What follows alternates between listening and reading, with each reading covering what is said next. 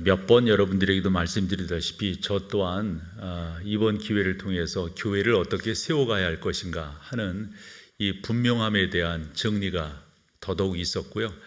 여러분 또한 속한 교회는 어떤 교회가 되어야 할 것인가 아마 잘 정리하셨으리라 생각을 합니다. 마지막 이 라오디게아 교회를 보면 어느 분은 그런 표현을 했더라고요. 가장 슬픈 편지가 아닌가. 왜 그런가 보면은 이 미지근함이라고 하는, 이제 조금 이따 설명을 드리겠습니다만, 미지근한 교회, 뜨겁지도 즉 덥지도 차지도 아니한 그러한 교회의 대명사가 되었기 때문에 그렇다, 이런 표현을 보게 됩니다. 그러고 보면 아마 여러분들도 그러실 터인데요, 여러분들이 어떤 직업을 가지셨든 간에 이 열정이라고 하는 것을 무시할 수 없으리라 생각을 합니다. 여러분, 미지근한 사람, 이것도 저것도 아닌 사람, 술에 물 탄 듯 물에 술 탄 듯한 그런 사람과 같이 일하고 싶으세요? 아마 없으실걸요. 목회 또한 마찬가지거든요. 지난 주간도 그런 말씀을 드렸지만 이 매너리즘에 빠지지 않으려고 목사인 저는 부단히 노력을 하거든요. 그것이 나를 정체시키고 한 자리에 머물게 하고 더 이상 이제 그러다 보면 내 안에서 있는 이 열정이 사그러지니까 계속 내가 나를 갉아먹는 그런 입장이 되더라고요. 그래서 이 열정이라고 하는 것, 이 감동이라고 하는 것을 놓치지 않으려고 무척 노력하며 나아가는데 아마 여러분의 믿음 생활도 같지 않을까 싶어요. 김 빠진 사이다라는 말이 있듯이 그 가운데 있어야 될 것이 없다면 그거 좀 그렇지 않나요? 이 열정이라고 하는 게 저는 그렇게 생각합니다. 여러분들이 신앙생활을 하면서 기도를 해도 찬양을 해도 또 말씀을 들어도 여러분들이 무슨 모임을 이렇게 한다 할지라도 그 가운데 열정이 없다면 그거 가능할까요? 그런 면에서 저는 그 표현이 그래도 이해가 되는 거예요. 가장 어찌 보면 슬픈 편지가 아니냐, 왜 그런가 봤더니 미적지근하다 하는 거예요. 이것도 아니고 저것도 아닌. 그래서 이 라오디게아 교회의 대표적인 그런 표현이 미적지근한 교회, 미지근한 교회, 이런 꼬리표가 붙게 되었는데 참 아쉽고 안타깝기 그지없습니다. 그런데 이와 같은 표현을 우리 주님께서 하신 데에는 항상 주님의 예화라든가 그 표현들을 보면은 당시 듣는 사람들이 충분히 이해할 수 있는 그 당시 환경이었거든요. 여기도 똑같습니다. 어디에 위치하고 있는가 먼저 지도를 하나 보여주시면, 저기 붉은색으로 원 그려져 있는 이것은 이 지역을 프리기아라는 표현을 썼더라고요. 이게 무슨 말인가 봤더니 여러분 그런 거 학교 때 배우셨죠? 아나톨리아 지역이라는 표현이요. 이 아나톨리아라고 하는 것은 BC 1700년부터 BC 한 700년까지 한 1000년 기간 저 지역을, 지금의 이제 투르키의 터키 지역을 말하는 거죠. 이 지역을 다스렸던 하나의 왕조, 아나톨리아 왕조. 그러면서 붉은색 원으로 되어져 있는 곳을 우리가 프리기아 지역이다 이렇게 표현하는데, 저쪽 지역에서 아마 오늘 다루는 이 라오디게아가 그중 대표적인 도시라 이렇게 알려져 있습니다. 그래서 지난 시간도 보여드렸던 그 지도를 하나 더 보여드리면, 에베소를 비롯해 출발을 우리가 쭉 저 밑에 오늘 보는 이 라오디게아 교회까지 이렇게 오게 되잖아요. 지난 주간에 살폈던 게 빌라델피아란 말이죠. 그래서 빌라델피아에서 아래쪽으로 라오디게아까지 한 90에서 한 100여 킬로 정도 되는 그러한 거리에 있습니다. 이 지역은 세 가지가 유명한 것으로 알려지는데 다른 도시들도 그와 같은 특징들을 가지고 있었더랬어요. 뭐냐면 잘 살았어요.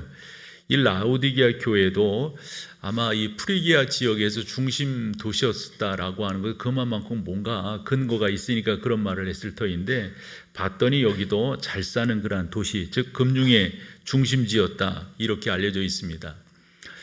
AD 17년에 이 지역에 큰 지진이 난 것에 대해서 여러분들에게도 여러 번 설명을 드렸는데, 이 라오디게아 이 지역에도 지진이 났어요. 지진이 나니까 피해 갔다가 다시 들어오고, 우리가 빌라델피아가 그랬잖아요. 여기도 아마 그랬겠죠. 그렇게 되면 요번에 투르키의 지역, 시리아 지역 거기에서 지진이 났을 때 우리나라도 많은 구호, 물품 또 성금 이렇게 보내고 그랬잖아요. 그 사람들이 무척 고맙게 생각한다고요. 여러분들이 터키를, 투르키에를 가보시면 그쪽 사람들이 우리를 그냥 뭐 일반 나라로 생각하지 아니하고 우방이라는 표현들을 써요. 형제의 나라다. 이제 6.25 때 군대를 보냈기 때문이죠. 뭐 제가 알기로는 미국 다음으로 제일 많은 병사를 보낸 것으로 이렇게 알려져 있는데, 형제 국가다. 그래서 우리가 그렇게 하고 또 그 사람들도 그래요. 이제 서로 돕는 거죠. 지진이라고 하는 게 무척 무섭잖아요. AD 17년에 이 라우디기아 지역에도 큰 지진이 나서 이제 회복을 하는데, 이 사람들은 이런 생각을 갖고 있었어요. 우리는 사람으로부터 또는 좀 교만하지 않은가 싶은데 하늘로부터 오는 도움까지도 우리는 받을 필요가 없다. 왜일까요? 그만큼 자기들이 잘 살고 있었기 때문에 그런 말을 했다고 봅니다. 그렇듯이 이 지역은 첫째 금융, 즉 돈이 많은 지역이었어요. 두 번째로는 의류, 뭐 옷감, 그러면 뭐 지금도 뭐 이태리라든가 영국, 뭐 우리나라 옷감도 참 좋지요. 그런데 이 라우디기아 지역에서 나오는 그 직물이 참 유명했다, 이렇게 전해지고 있습니다. 그 중에서도 이 검은색 그 천이 이쪽 지역, 근데 검은색은 그냥 염색한 것이 아니라 자연 검은색인 거예요. 그렇게 윤기가 흐르는 그런 옷감이었다 전해집니다. 이유가 어디에 그런가 있는가 보면 원사가 좋았는데, 이 라우디기아 지역에서 길리어지는 양 중에는 검은색 털을 가지고 있는 양들이 있었다는 거예요.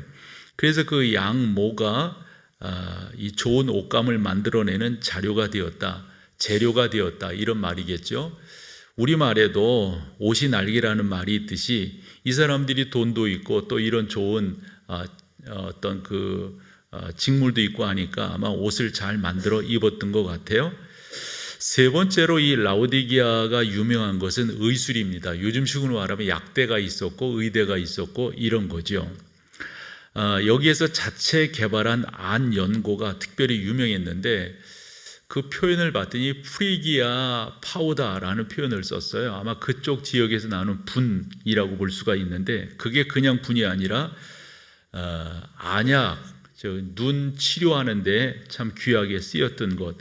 또 이 파우더로 만들어졌을 뿐만 아니라 이 알약으로도 만들어져서 이 눈 치료하는데 크게 사용되었다, 이렇게 알려져 있습니다. 이 라우디게아는 이렇게 유명한 곳이었습니다. 이곳에 주님의 교회가 세워졌던 거죠. 주님의 교회, 라우디게아 교회가 세워진 그 교회의 특징을 보면 그 지역이 어떠한 지역인가를 잘 우리 가운데 보여주기도 하는데, 다른 무엇보다도 미지근했어요. 술에 물 탄 듯 물에 술 탄 듯한 그러한 교회였습니다. 이것을 다른 그 목회자들이 설명한 설교 그 내용을 봤더니 배교라는 말을 썼더라고요. 우리가 일반적으로 배교 그러면 어떤 그 예수 그리스도를 예수 그리스도로 받아들이지 않는 그러한 모습들이 있잖아요. 그것을 교리적 배교라고 하는데, 쉽게 표현하면 자기가 재림주라고, 자기가 구원주라고. 우리 저 뭐 어릴 때부터 이렇게 보면 몇 가지가 있었잖아요. 그 중에 하나가 전도관이 있었었고요. 그 다음에 통일교. 그리고 나서 저희가 청년 때 JMS 이 정명석 이 사람이 등장을 했어요. 그래서 뭐 정명석이가 누구냐, 뭐 JMS가 뭐냐, 그걸 새벽별이다, 이런 표현들을 쓰곤 했었거든요. 그리고 조금 있다가 신천지 이만희가, 그리고 영생교가, 구원파가, 요즘은 또 하나님의 교회라고 하는, 이름만 들으면 뭔지 잘 모르겠는데 그 안에 들어가 보면은 예수 그리스도가 없는 거예요. 이런 이단들이 판을 치는데, 우리나라 조사를 봤더니 한 23개의 이단들이, 기독교 이단들이 있다고 하는 것을 알게 됩니다. 이런 식의 배교인 거예요. 사실 참 이 이단들 참 나쁜 사람들인데, 근데 이 사람들의 공통점이 있습니다. 신약 시대부터, 즉 1세기부터 예수 그리스도의 구원의 복음이 증거되는, 저는 그것을 오순절 성령 강림, 마가의 다락방이라고 저는 생각을 하는데요. 그러면서 이제까지 2000년 기독교 역사를 보면 베드로가 딱 진단한 것이 이제까지 딱 맞아떨어져요. 딱 맞아떨어져. 이 이단들은 두 가지를 위해서 존재합니다. 그것을 베드로가 그의 성경 베드로후서 2장 1절에서 3절, 특별히 2절과 3절에 잘 설명하고 있는데 이걸 읽으면서 한번 우리 정리를 해보죠. 먼저 베드로후서 2장 1절입니다. 같이 보실까요? 그러나 백성 가운데 또한 거짓 선지자들이 일어나는 이와 같이 너희 중에도 거짓 선생들이 있으리라. 그들은 멸망하게 할 이단을 가만히 끌어들여 자기를 사신 주를, 근데 여러분 여기 첫째 뭡니까? 예수 그리스도를 뭐한다? 부인하고 임박한 멸망을 스스로 취한, 그래서 이제 멸망으로 가게 된다 하는 건데 2절 특징으로 한번 가보세요. 여럿이 그들의 호색하는 것을 따르리니, 여기서 호색이라고 하는 거 이제 표현을 저렇게 했지만 그냥 뭐 아시겠죠? 모든 이단의 첫 번째 특징이 이것입니다. 이것을 위해서 존재합니다. 이것이 그들의 목적이에요. 나쁜 사람들입니다. 두 번째, 뭐를 목적으로 하는가? 3절, 그들이 탐심으로써 지어낸 말을 가지고 너희로, 탐심으로써, 그러니까 이단의 특징은 두 가지입니다. 이게 이 사람들의 목적이에요. 뭐예요? 호색이에요. 나쁜 짓입니다. 두 번째 뭐예요? 물질입니다. 물질. 이 두 가지를 위해서 존재하는 거예요.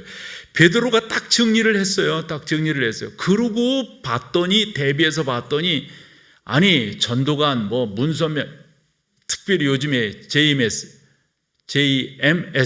이 정명석, 어떤 그 토론 프로에서 누가 묻더라고요. 그 사람이 여자들에게 매력이 뭐야? 못생겼는데 뭐 이런 식으로 묻더라고요. 악한 영이 역사하니까 사람들이 그렇게 되는 거예요. 조심스러운 표현이지만 이 안양천 넘어 그 사람 어떤 사람이에요? 결국은 뭐예요? 결국은 사랑하는 여러분, 예수 그리스도로 자기의 목적을 이루려고 하는 이 나쁜, 초대교회 때부터 이런 모습들이 있었어요. 이것을 우리는 한마디로 배교 이렇게 말을 합니다. 근데 라오디게아 교회는 이런 식의 배교는 아니에요. 또 하나의 모습의 배교인데 그 배교는 다름이 아니라 뭘까요, 여러분? 그건 식어지는 거예요. 처음에는 뭐 이렇게 했다가 싹 사가지는 거예요. 싹 사가지는 거예요. 마태복음 24장 12절입니다. 같이 읽어보세요. 불법이 성함으로 많은 사람의, 이러면 안 되는 거죠. 안 되는 거죠. 처음에는 뭐 그랬다가 열정이 식어가는 성도들을 우리가 얼마나 많이 봅니까? 주님에 대한 불타오르는 그런 뜨거움들이 있었어요. 한데 싸늘하게 식어 있습니다. 싸늘하게. 이것도 배교와 다를 것이 없습니다. 우리 주님은 그것을 지적하는 거예요. 미지근하다라고 하는 말이 그를 의미하고 있습니다. 무관심한 것도 미지근한 거와 같은 거예요. 무관심한 것도. 여러분들은 더 여러분으로서 좀 더 분명한 태도를 취해야 하나님의 교회의 성도로서의 모습을 보여주고 있는 것입니다. 요즘은 정확해요. 뭐가? 일기예보가. 아마 예전에 그 슈퍼컴을 이렇게 잘 작동하고 또 이용하는 것이 좀 익숙하지 못했었나 보죠. 한데 요즘은 뭐 정확합니다. 몇 시부터 비 온다고 그러면, 예전에는 그 내비게이션도 이렇게 그냥 크게 여기서부터 여기까지 뭐 빨간색 이랬는데 요즘 그렇지 않잖아요. 그냥 얼마나 세밀하게 막히는데 뚫리는데 이렇게 잘 표현되어 있는지. 말인즉슨 교회가 그래야 되는 거죠. 정확한 색깔을 보여줘야 되는 거죠. 정확하게 예보할 수 있어야 되는 거죠. 이번 수요일에 비 온다고 그랬으면 비 올 거겠죠. 그 정도로 정확하게 맞춥니다. 우리 교회가 그런 모습을 띠고 있지 않으면 안 되는 거죠. 그래서 라오디게아 교회를 향해서 우리 주님께서 첫 번째는 부정적인, 당신이 좀 뭐라 그럴까요? 좀 왠지 좀 이렇게 좀 마음에 차지 않는 그러한 모습을 말씀하시고, 그 다음에 권면을 하시고 부탁을 하신 것을 우리가 보게 되는데, 그런 내용들을 여러분과 살펴보면서 교회는 어떤 모습이어야 할 것인가 좀 더 의미를 짚어보기를 원합니다. 14절을 보시면 다른 교회들도 마찬가지죠. 주님께서 당신을 소개하실 때 당신이 누구이신가를 소개하는데, 이 라오디게아 교회는 뭐라고 말씀하세요? 첫째는 아멘이라는 표현을 쓰세요. 이 아멘이라고 하는 구약적인 의미로 본다면 하나님 당신의 이름입니다. 바로 그렇다 하는 거죠. 바로 그렇다. 그 다음에 또 뭐라 말씀하세요? 충성되고 참된 증인이다. 여러분, 주님만큼 충성된 분이 계세요? 아버지의 명령을 받으셨으면 그 명령의 그 목적에 조금도 틀림없이 정확하게 충성하는 분 아니신가요? 우리 주님은 바로 그런 분이십니다.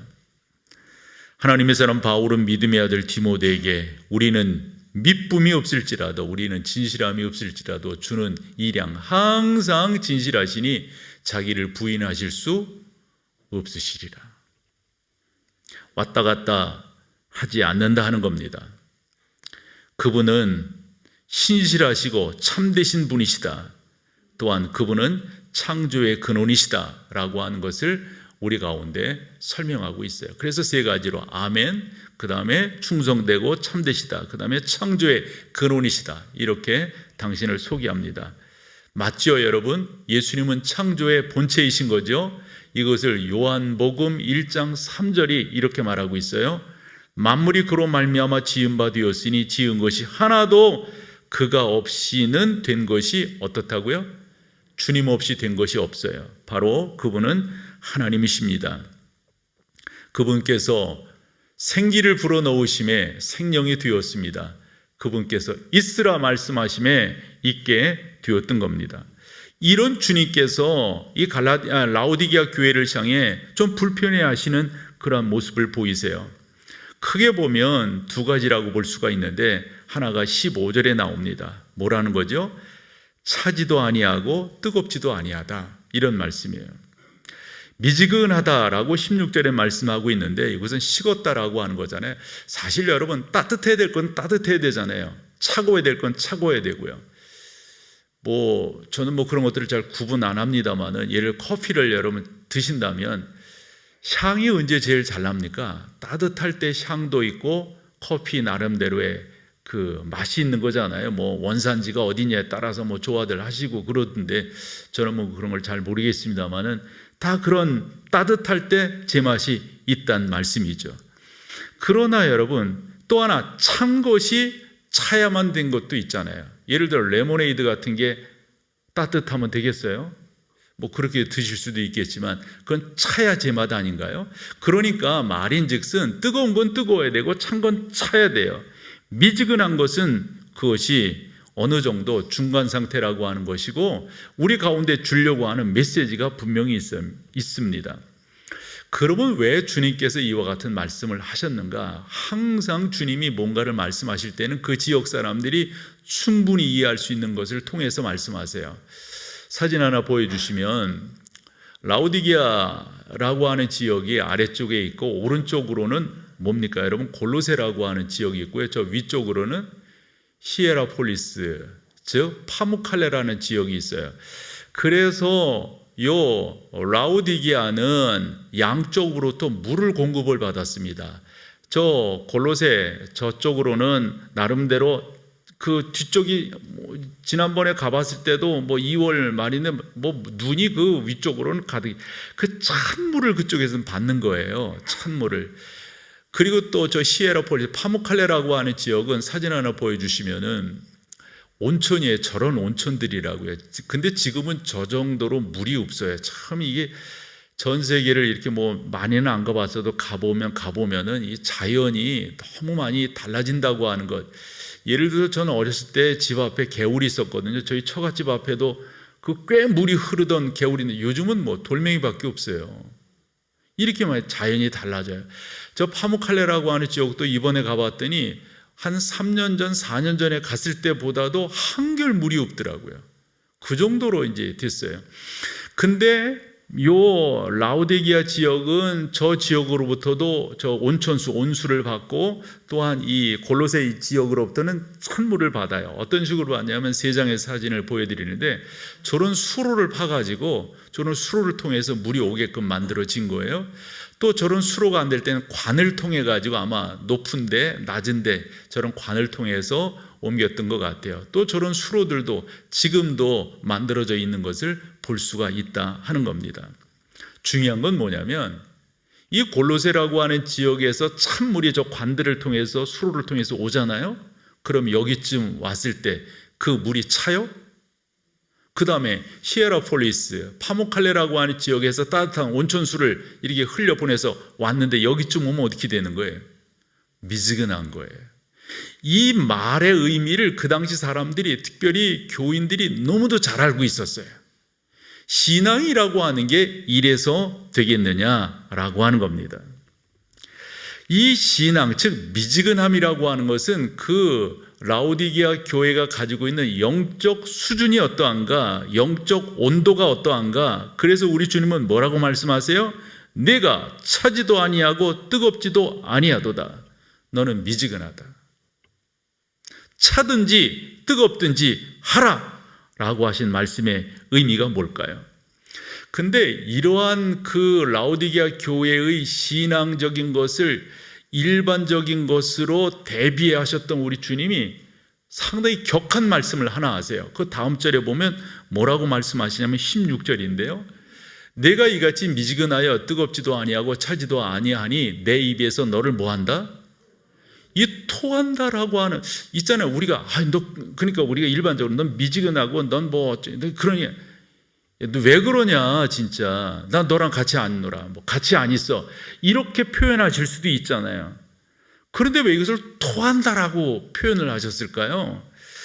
그렇게 생각을 하면서 그 단어가 가지고 있는 것을 봤더니 에메오라고 하는 이 단어는 그냥 토하는 게 그냥 토하는 게 아니라 메시꺼워서 토하는 거예요. 메시꺼워서. 우리 뭐 생목이 오른다는 표현 쓰잖아요. 왠 어떤 때는 이렇게 뭘 먹었는데 이렇게 하면 이렇게 신물이 올라올 때가 있잖아요. 그러면 어떤 거 되는 거예요? 어떻게 되는 거예요? 그거 그냥 꿀꺽 생겨오고 말아요? 이러고 말아요? 아니잖아요, 여러분. 아니잖아요.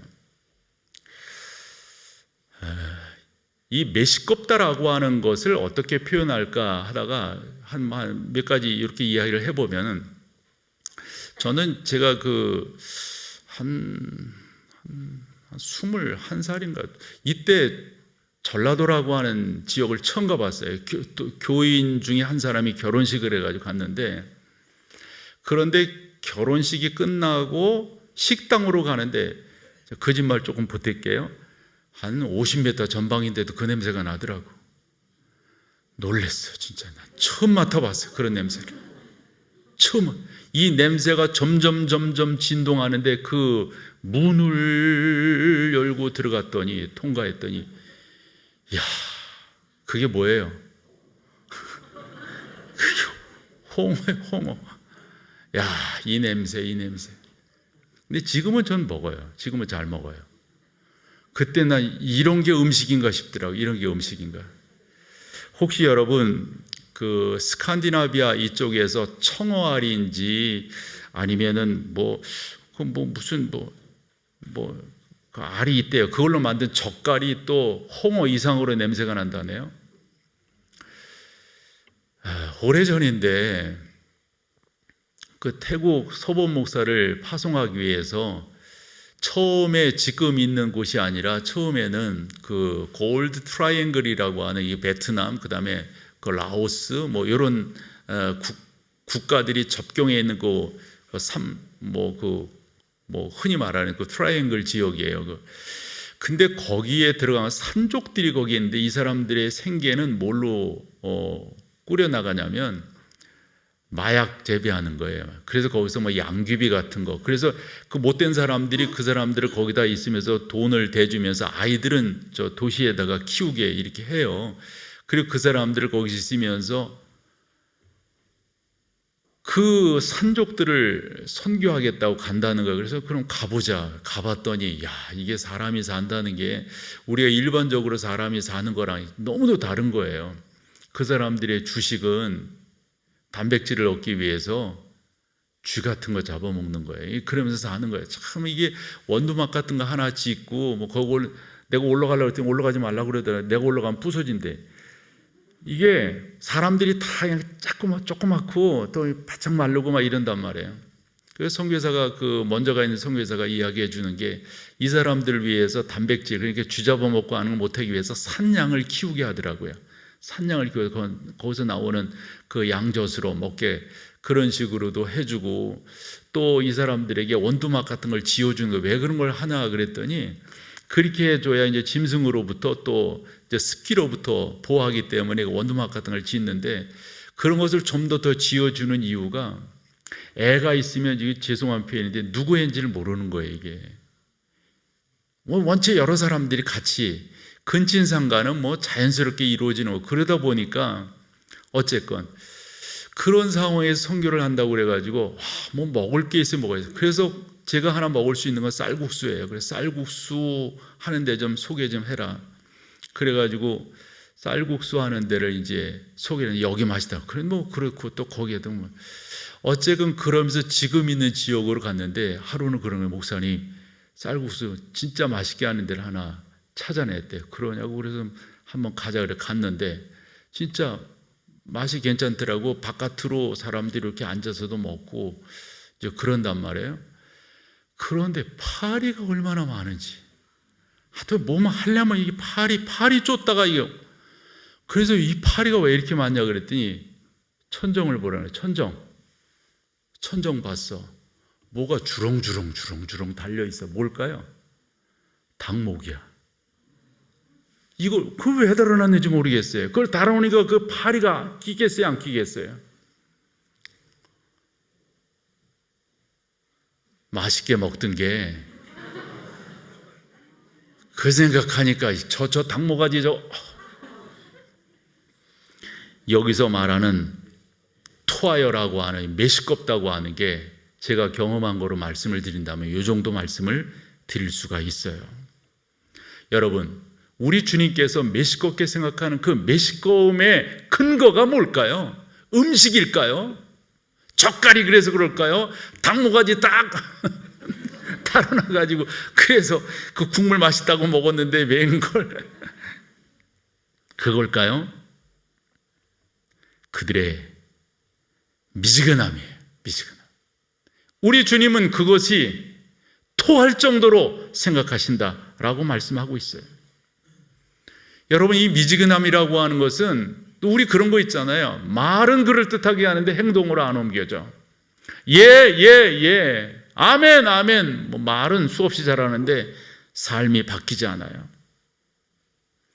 사랑하는 여러분, 한 번 더 우리가 이런 말씀들을 상고하면서 나에게 열정이란 뭔가? 내가 주님을 향한 열정은 어떠한가? 내게 있어서. 그러고 보면 우리 주님은 열정의 대표주자세요.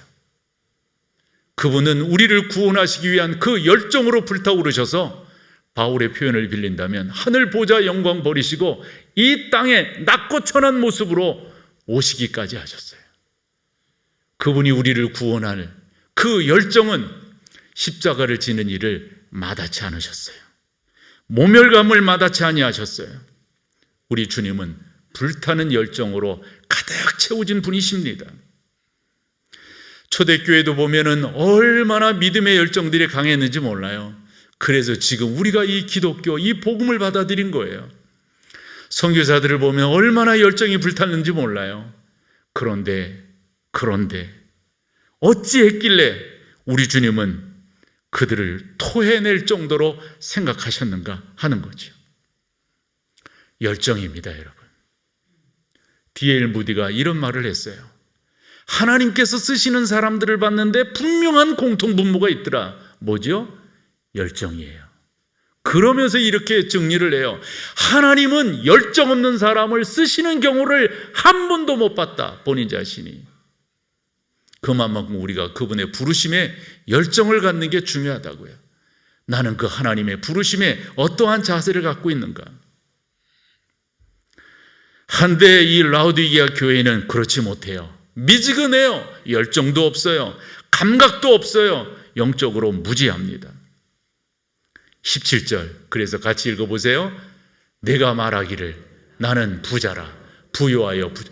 그러니까 무슨 말이에요? 아까 말했잖아요. AD 17년에 그쪽에 지진이 났는데 라오디게아 이 지역에 사는 사람들은 도움이 필요 없다고 생각하는 거예요. 왜요? 부자니까. 교인들이 그렇게 생각하고 있나요? 괜찮다는 거예요. 괜찮다는 거예요. 괜찮다는 거예요. 그래서 우리 주님께서 18절 말씀을 하시는 거예요. 뭐라고 말씀하십니까? 내가 너를 권하노니, 내가 너를 권하노니.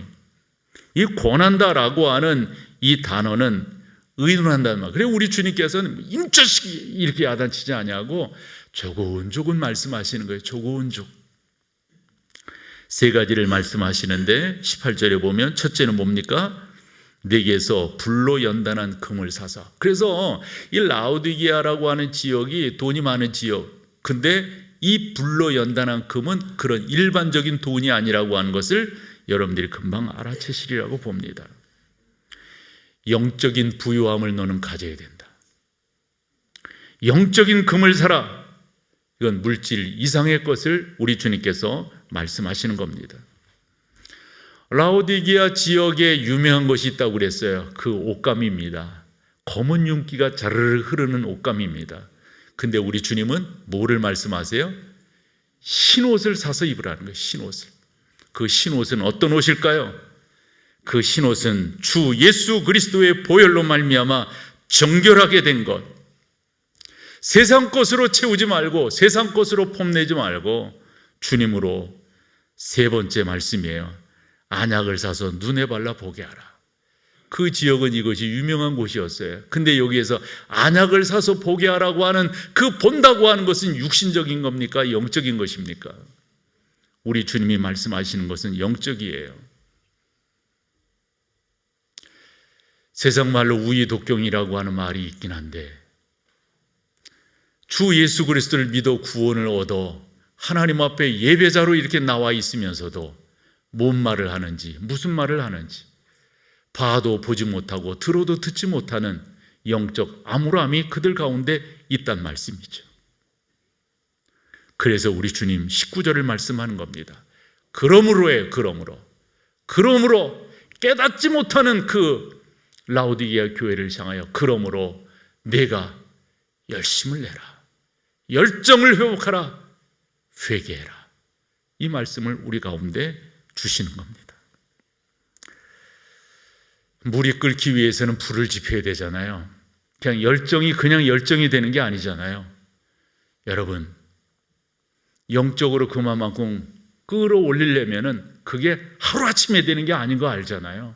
쭉 올려야 돼. 참 우리가 그래서 많은 분들이 그렇게 예를 드는 것 같아요. 우리가 이제 이렇게 운동을 이렇게 해보고 자기 건강을 위해서 해보면은 어느 정도 자기의 컨디션을 그래서 올리는 것 쉽지 않잖아요. 근데 그 올린 근육을 빼는 것은 금방 빠집니다. 금방 빠져요. 가만히 보면 영적인 것도 똑같더라고요. 똑같아요. 우리가 하나님 앞에서 나의 영성을 그렇게 올리기까지는 부단한 노력이 있어야 돼. 한데 이거 쏟는 거는 금방 쏟습니다. 우리 그런 거 있잖아요.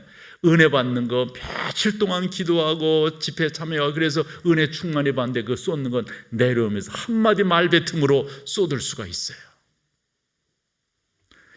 여러분들이 그런 부분들을 세워 나가셔야 됩니다. 그런 면에서 이렇게 본다면 우리 주님의 특징이 하나 있는데요. 우리 주님은 조근조근 말씀하시고요. 격려해 주세요. 그게 우리 주님의 특징이세요. 그러므로 여러분, 그 주님을 잘 아시니까 여러분들이 열심을 회복하셔야 되겠습니다. 그리고 그렇지 못한 것에 대해서 회개하셔야 되겠어요. 바울이 디모데에게 이런 말을 또 했어요. 내 속에 있는 하나님의 은사를 다시 불릴 듯하게 하기 위하여. 그래. 다시 불릴 듯. 그러니까 여러분 안에 있는 영적인 은사들은 지속되는 게 아니에요. 계속해서 불을 떼줘야 뜨거워져요. 계속해서. 우리가 자꾸 은혜 받기를 사모하고 자꾸 그 가운데로, 그래서 말씀 가운데로, 기도 가운데로, 찬양 가운데로, 그 사모함 가운데로 계속해서 여러분들이 불을 떼줘야 여러분들의 영성이 뜨거워지는 거지, 그게 쉬운 게 아니에요. 그래서 우리 주님께서 20절 말씀을 해주시는 거예요. 볼지어다 내가 문 밖에 서서 두드리노니. 우리 주님은 지금도 여러분들의 열정을 불태우시기 위해서 문 밖에 서서 두드리시는 거예요. 여러분, 우리 주님은 우리 교회 밖에서도 문을 두드리고 계신다라고 믿습니다. 우리 주님은 하늘 영광 보좌 버리시고 이 땅에 오셔서 우리의 문을 두드리시는 거예요. 그 두드리시는 하나의 과정이 종려주일, 이렇게 볼 수가 있습니다. 그 주님께서 그 후로 뭐라고 말씀하시냐면, 누구든지 내 음성을 듣고 문을 열면, 내가 문 밖에 서서 문을 두드리노니 누구든지 내 음성을 듣고 문을 열면, 여러분 모두가 주님의 두드리심 앞에 문을 활짝 여시는 은혜가 있기를 축원합니다. 이게 여러분 가운데 강하셔야 돼요. 문이 열려야 됩니다. 문이 열려야 돼요. 그러면 세상적인 표현으로 할게요. 대박 납니다. 대박 나요. 문을 열면 대박 납니다. 두 가지로. 그 뒷말이 뭡니까? 그러면 내가 그에게 들어가 그는 나와 더불어 먹고 해요. 하이라이트 된 부분 같이 읽어보실까요? 내가 그에게로 들어가 그와 더불어 먹고 그는 나와 더불어. 아멘. 이런 은혜가 여러분 가운데 있기를 축원합니다. 그러기 위해서 여러분 먼저 뭘 하셔야 돼요? 문을 여셔야 돼요. 문을 여셔야 돼요. 주님, 저에게 들어와 주세요. 전 종종 이런 고백하거든요. 주님, 저를 지배해 주세요. 주님, 저를 지배해 주세요. 저의 생각과 저의 마음가짐과 저의 판단력을 우리 주님 지배해 주세요. 이런 표현하거든요. 여러분, 주님과 함께 식사를 하면 놀라운 것들을 얻게 될 겁니다. 놀라운 것들을 경험할 겁니다. 놀라운 것들을 깨달을 겁니다. 그러면서 여러분들의 고백은 저의 입버릇처럼 하는 말이 있어요. 예수 잘 믿기 잘했지. 예수님 믿기를 잘했지. 예수님 믿기를 잘했지. 두 번째 대박 21절입니다. 뭐라고요? 내 보좌에 함께 앉게 하여 줄 거다. 내 보좌에. 여러분, 그분의 보좌는 무슨 보좌예요? 영광의 보좌예요. 그분의 보좌는 무슨 보좌입니까? 승리의 보좌입니다. 요한복음 20장 17절 같이 한번 읽어볼까요? 하이라이트 된 부분만 읽어보세요. 내 아버지 곧 너희 아버지, 내 하나님 곧. 근데 이것을 왜 읽자고 그랬냐면, 우리 주님께서 우리를 어떻게 대하시냐면 동급으로 대해 주세요. 아버지가 당신의 아버지인 동시에 너희의 아버지지 않느냐? 나의 하나님인 동시에 너희의 하나님이 아니느냐? 그 하나님께서 우리 주님을 영광의 보좌에 앉게 하신다는데, 그 영광의 보좌에 뭐라고요? 너도 함께 앉을 것이다. 어떻게 할 때? 우리의 문을 열고 그분을 영접할 때. 주님, 저를 지배해 주세요. 주님, 저를 통하여 역사해 주세요. 좋은 자동차가 있다고 생각을 해보세요. 그런데 사진으로 보듯이 연료가 바닥이에요. 그러면 좋은 자동차는 뭔 의미가 있어요? 좋은 자동차 무슨 의미가 있냐고요? 얼마나 비싸냐? 얼마나 유명하냐? 무슨 의미가 있어요? 여러분들의 신앙생활, 여러분들이 어느 집안 말할 거 많다 진짜요. 그러면 성령의 지배를 받지 못하는데, 성령의 공급이 없는데 뭔 의미가 있겠습니까? 책 하나 소개를 하는데 제목만 여러분들이 아셔도 좋으리라고 봐요. 같이 읽어볼까요? 예수와 함께한 저녁 식사예요. 그분과 식사하면 어떤 기분일까요? 그분과 식사할 때 그분이 무슨 말씀해 주실까요? 여러분들의 열정을 불태우세요.